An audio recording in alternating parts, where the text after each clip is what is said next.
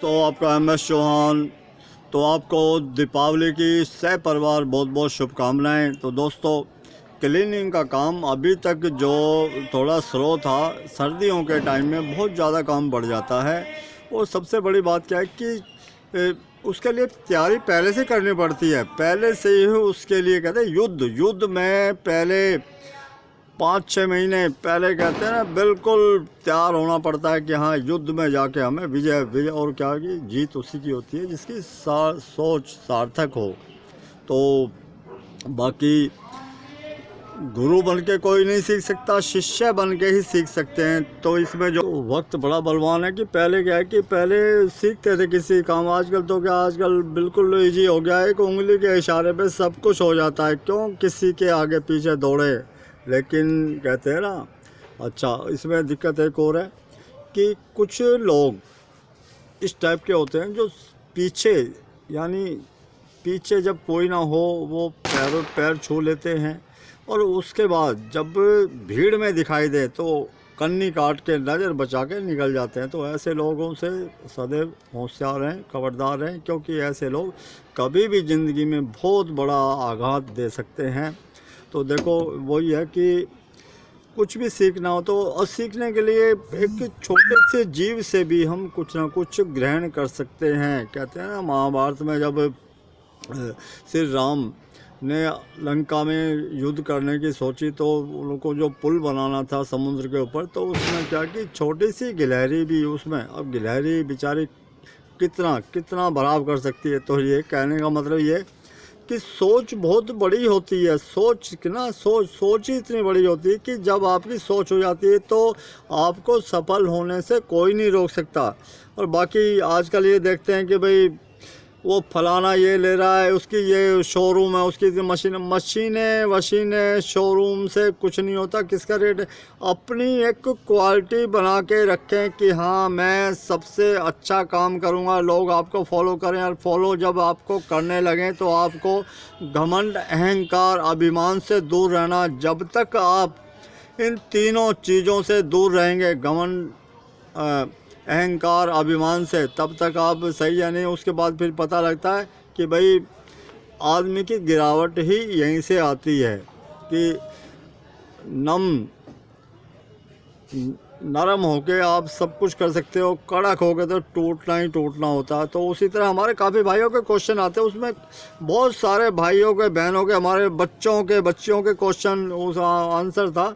कौन सा क्वेश्चन था उनका? सवाल था कि जब आप बताते हो कि रंगीन कपड़ों पे आप वॉशिंग करने के बाद में उसको एक बार सादा पानी में खंगाला, दूसरी बार में खंगालते हैं, उसमें एसिटिक एसिड यानी जो सिरके का, विनेगर के अंदर खंगालने के लिए बोला है। तो उसमें क्या कि कपड़ा तो शाइनिंग आ जाती है, कपड़े में चमक आ जाती है, लेकिन उसमें स्मेल रह जाती है।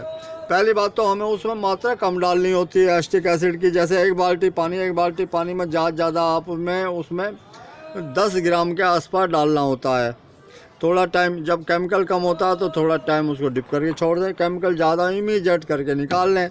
बाकी उसमें लेमन भी बताया है, उसमें ओब्जोलिक एसिड करने के बाद आपको फिर वॉश करना पड़ेगा, क्योंकि वो एसिड दूसरी टाइप का, ये एसिड खाने वाला है जो हम कान में डालते हैं ना,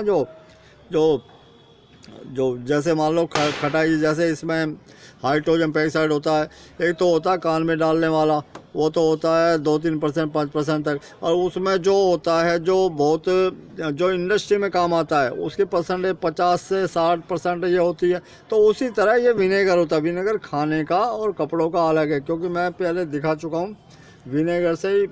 और जब तक बोलने की थोड़ी आदत पड़ गई, ये देख रहे हो निशान बना हुआ, ये निशान बना हुआ, काला काला निशान, ये निशान है ये, और ये बना हुआ, ये उसी का है। 2-2.5 महीने हो चुके हैं। तो क्या है कि इसमें आप कर सकते हो। और सबसे अच्छा क्या है कि आपका कस्टमर, आपका पुराना कस्टमर है, उससे पूछें आपको कौन सी स्मेल, यानी कौन सी खुशबू पसंद है। उसमें कंफर्ट आते हैं। कंफर्ट क्या है कि कंफर्ट एक तरह का कपड़े को सॉफ्ट भी करता है। आपने एसिटिक एसिड कर लिया, उसके बाद कंफर्ट करें। कंफर्ट से क्या, थोड़ा सा डालना उसमें 10-5 बूंद डालो और कपड़े में शाइनिंग भी आएगी। और ज़्यादा। एक तो कहते हैं ना, आपका कपड़ा जो आपने एस्टिक एसिड किया, उसमें एस्टिक एसिड करने का मतलब होता है जो भी यान सूत के अंदर, कपड़े के धागों के अंदर जो फंसा हुआ केमिकल वो निकल जाएगा, बिल्कुल क्लीन हो जाएगा, कपड़े में शाइनिंग आ जाएगी, कपड़े का जो कच्चा कलर है वो पक्का हो जाएगा। बहुत सारे बेनिफिट हैं इसके, और ये शरीर के लिए घातक नहीं होता। और उसके बाद क्या है कि अगर आप उसको चाहें तो उसी के अंदर या अलग से, इसमें कंफर्ट की बहुत सारी खुशबू आती है, उसमें बहुत तरह की जो आपके कस्टमर को पसंद हो उसमें डिप करें और उसको हाइड्रो करके और निचोड़ के उसको सुखा दें कपड़े में, बहुत भीनी भीनी खुशबू आती है। तो क्या है कि ऑप्शन बहुत हैं, ऑप्शन की कमी नहीं है। सिर्फ क्या है, अपनी सोच को सार्थक रखें कि हाँ मैं कर लूँगा, मेरे से हो जाएगा और मुझे सबसे अच्छा करके देना। घमंड किसी पे ना करें कि भाई मैं उससे अच्छा करूँ, मेरा काम अलग है, भाई कौन क्या कर रहा मुझे नहीं पता, मुझे करना है, परफेक्ट करना है। तो उसी तरह इसमें आ जाता है शॉर्पनर, आ जाता है सिलिकॉन, आ जाता है शॉर्पनर सिलिकॉन, इसमें स्मेल नहीं होती। लेकिन क्या है कि शॉर्पनर की जैसे हमने 10 बूंदें डाली तो उसमें सिलिकॉन की 2 बूंदों में काम हो जाता है, लेकिन ये महंगा पड़ता है। ये आपके कस्टमर हो सकता है कि इस भाग दौड़ की दुनिया में ये जो माहौल है कंपटीशन का, इसमें हो सकता है एफर्ट ना कर सके, लेकिन क्या कि अपनी क्वालिटी बना के रखेंगे तो आप सब कुछ करने में संभव है, कर सकते हैं, क्योंकि एक नाम बिकता है। अभी एक चीज़ पटरी के ऊपर बिक रही है 10 रुपये की और वो शोरूम में 100 रुपये की बिक रही है, लाइन लगा के खड़ा होना पड़ता है वहाँ पे। जो ये चीज़ें हैं ना, नाम बिकता है।